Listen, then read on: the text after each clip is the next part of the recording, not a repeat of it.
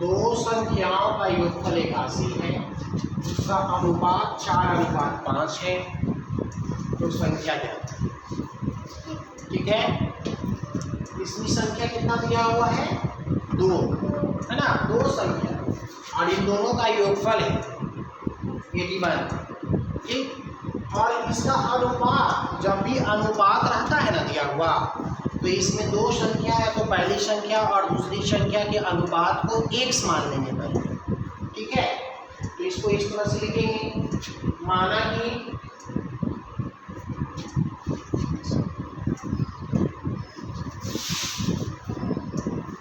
पहली संख्या अनुपात का मतलब भाग होता है बाबू, और संख्या 2 है, पहली संख्या है और दूसरी संख्या है।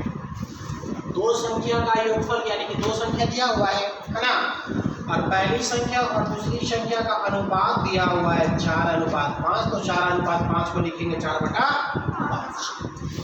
इसको मान लेंगे x। ठीक है, जब भी क्वेश्चन अनुपात में दिया हुआ रहे पहली संख्या और दूसरी संख्या के रूप में, तब उसको पहले अनुपात में x मान लेते हैं, तो उससे क्या होगा कि पहली संख्या आपका निकल जाएगा 4x और दूसरी संख्या निकल जाएगा 5x। तो यहाँ हो गया पहली संख्या इक्वल टू 4x और दूसरी संख्या कितना हो गया बताइए? 5x। हाँ, दूसरी संख्या हो गया 5x। ठीक है, अब क्वेश्चन में था यहाँ पर 2 संख्याओं का योगफल, तो 2 संख्या में पहली संख्या हो गया 4x और दूसरी संख्या 5x, है ना। अब इन दोनों का योगफल कितना दिया हुआ है? 81 दिया हुआ है। तो दोनों का योगफल यानी कि अब प्रश्न से अकॉर्डिंग टू क्वेश्चन क्या करना है? 4x और 5x, योगफल का मतलब होता है जोड़। ठीक है, तो योगफल है 81, है ना। अब 4x और 5x को ऐड कीजिएगा तो होगा 9x इक्वल टू 81, और x का वैल्यू निकालेंगे तो 9 यहाँ पर डिवाइड के फॉर्म में चला जाएगा, कितने बार में कटा? 9 बार। ठीक है, तो ये जो निकल गया आपका x का वैल्यू फाइंड हो गया, x का वैल्यू पता चल गया 9 हो गया। लेकिन आपको निकालना क्या है? संख्या ज्ञात करना है, यानी कि संख्या 2 था ना, एक पहली संख्या और एक दूसरी संख्या। तो आप यहाँ पर अब लिख लो पहली संख्या क्या माने थे? 4x,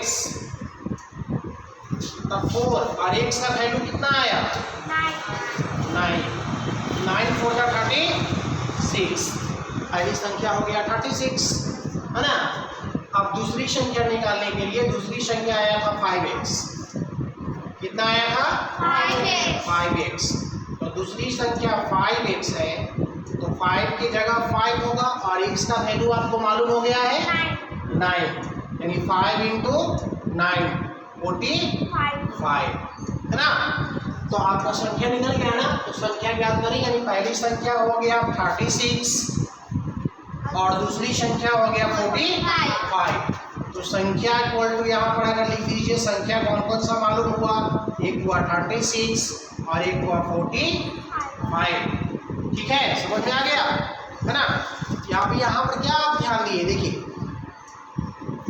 जब भी संख्या दिया हुआ हो और अनुपात के फॉर्म में हो, अनुपात में क्वेश्चन हो, ठीक है, तो अनुपात में था, कंफर्म मतलब नहीं ना है अनुपात में, तो उसको क्या मान लिए? पहली संख्या और दूसरी संख्या को अनुपात में था x मान लिए, जिससे आपको मिल गया क्या? पहली संख्या मिल गया और दूसरी संख्या मिल गया, है ना, x के फॉर्म में।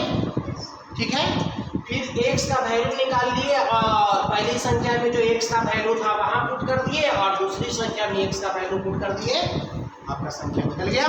ठीक है।